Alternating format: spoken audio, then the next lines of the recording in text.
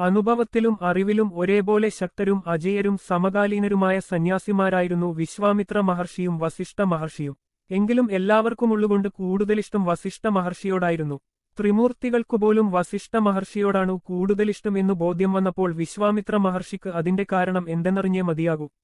ഒരിക്കൽ മഹാവിഷ്ണുവിനെ നേരിൽ കണ്ടപ്പോൾ വിശ്വാമിത്ര മഹർഷി തുറന്നു ചോദിച്ചു: ഭഗവാനെ, ഞാനും വസിഷ്ഠനും ഒരേ വിധത്തിൽ തപശക്തി നേടിയവരും ഒരേപോലെ കഴിവുള്ളവരുമാണ്. എന്നിട്ടും എല്ലാവർക്കും വസിഷ്ഠനോടാണ് കൂടുതലിഷ്ടം. എന്താണതിന്റെ കാരണം? എത്ര ചിന്തിച്ചിട്ടും എനിക്കതു മനസ്സിലാകുന്നില്ല. ദയവായി പറഞ്ഞുതന്നാലും. മഹാവിഷ്ണു വിനീതപൂർവം വിശ്വാമിത്ര മഹർഷിയെ പ്രണമിച്ചുകൊണ്ടു പറഞ്ഞു: മഹാമുനെ, താങ്കളുടെ ചോദ്യത്തിന് ഉടനടി ഒരുത്തരം തരാൻ പ്രയാസമാണ്. കുറച്ചുകാലം ക്ഷമയോടെ കാത്തിരുന്നാൽ ഇതിന്റെ യാഥാർത്ഥ്യം അങ്ങേക്കു മനസ്സിലാക്കിത്തരാം. ദിവസങ്ങൾ കടന്നുപോയി. ഒരു ദിവസം മഹാവിഷ്ണു വസിഷ്ഠനെയും വിശ്വാമിത്രനെയും തന്റെ സന്നിധിയിലേക്കു ക്ഷണിച്ചു. അതിഥികളെ ആദരിച്ചിരുത്തിയ ശേഷം മഹാവിഷ്ണു പറഞ്ഞു: മാമുനിമാരെ, നിങ്ങൾ ഇരുവരും ശ്രേഷ്ഠരിൽ ശ്രേഷ്ഠരാണ്. അതേപോലെ സദാ കർമ്മനിരരുമാണ്. ഞാൻ നിങ്ങളെ ഒരു കാര്യം ഏൽപ്പിക്കുകയാണ്. കുറച്ചു ദിവസങ്ങൾക്കകം ഇരുവരും നിങ്ങളെക്കാൾ താഴ്ന്നവരായ 101 പേരെ ഊട്ടണം. അതിനുശേഷം എന്നെ വന്നു കാണുകയും വേണം.